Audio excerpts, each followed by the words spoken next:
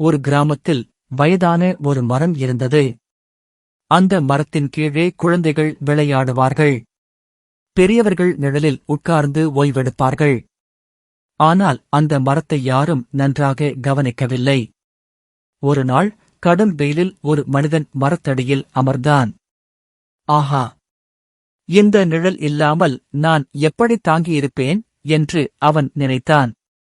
ஆனால் உடனே, இந்த மரம்தானே வளர்ந்தது, யாருக்காக இத்தனை நிழல் என்ற குழப்பமும் வந்தது.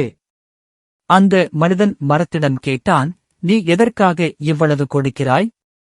மரம் மெதுவாக காற்றில் குலுங்கியது. அது சொல்லுவது போல இருந்தது, நான் கொடுப்பது என் இயல்பு. என்னை கவனிக்கிறார்களா என்று நான் பார்க்கவில்லை. என்னிடம் உள்ளதை பகிர்வதே என் வாழ்நாள் பண்பு.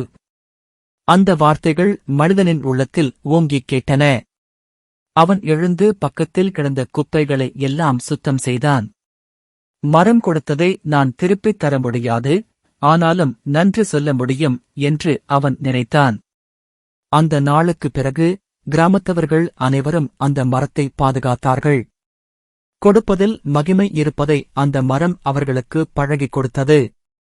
உண்மையான பெரியது கொடுப்பதில்தான். நன்றி உணர்வு வாழ்க்கையை அழகாக்கும்.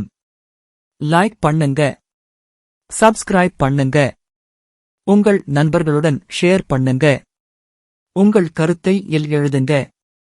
நன்றி.